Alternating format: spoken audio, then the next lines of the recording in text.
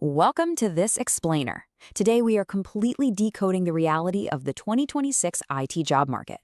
Look, I know there's a ton of noise out there right now, but we're going to pull back the curtain and uncover where the true, highly lucrative opportunities are actually hiding. I want to kick things off by addressing the absolute burning frustration of so many job seekers right now. It's a question we hear constantly. Is the IT market just dead? Honestly, if you've been sending out applications and hearing literally nothing back, it's super easy to feel that way. But here's the reality. Halfway through 2026, the landscape hasn't died at all. It's just fundamentally changed. Let's think about it like this. The old way, scouring job boards and blasting out generic applications, is exactly why you're only seeing ghost jobs. You know, those postings that technically exist but never actually result in a hire. The new way? It's all about following the money. When you track where massive corporate budgets are actually shifting, you suddenly find an absolute goldmine of opportunity. So here is our roadmap for today. First, the 2026 IT shift. Second, the top in-demand tech roles. Third, the #1 tech role overall. And finally, how to get hired today. All right, let's jump right into Section 1, the 2026 IT shift. Remember back in 2024 and 2025, companies were mostly just kind of playing around with ChatGPT. It was a novelty, right? Highly experimental. Well, fast forward to 2026, and that experimentation phase is entirely over. Companies are now actively operationalizing AI. That means they don't just want a general run-of-the-mill coder anymore. They desperately need professionals who can seamlessly integrate AI into their daily operations. And because of this massive push, we're seeing the rise of cloud-first engineering as the brand new global standard. Businesses are rushing to build robust AI-ready infrastructure. A really fascinating byproduct of this shift is the rapid expansion of global capability centers, or GCCs, particularly in India. These international centers are scaling up massively. And they aren't looking for basic back-office support anymore.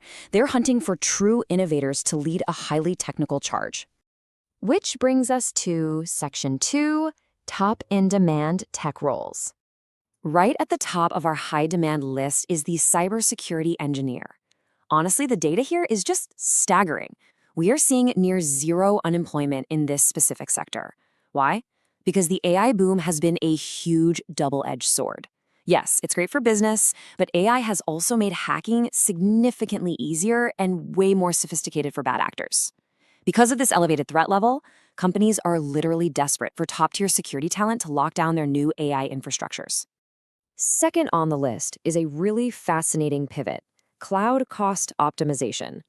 Think of this as the 2026 evolution of the traditional cloud architect role. Just a few years ago, the main goal was simply getting data into the cloud. Now, that's just table stakes.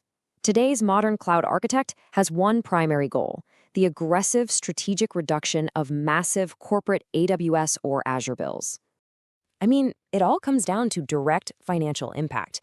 Saving a company $1 million on their Azure or AWS bill, that gets you hired on the spot. If you can walk into an interview and demonstrate tangible, proven methods for slashing cloud spending, you become an absolute no-brainer hire. The third massive area of demand is the data translator. This is the modern, non-negotiable requirement for data scientists and analysts today. Here's the catch, though. Raw technical skill just isn't enough anymore. You could be the best data modeler in the world, but if you cannot clearly explain why your findings actually matter to the CEO, your technical skills are going to fall completely flat. You have to be able to translate raw data into real executive business value. Okay, let's move on to Section 3, the #1 tech role. 1,800%. Let that number sink in for a second. That is exactly how much job postings for specific generative AI skills have skyrocketed. The sheer volume of open headcount right now is just unprecedented. And that leads us to our undisputed heavyweight champion, the applied AI/ML engineer. Notice the critical word there, applied. Companies aren't just looking for theoretical researchers with PhDs anymore.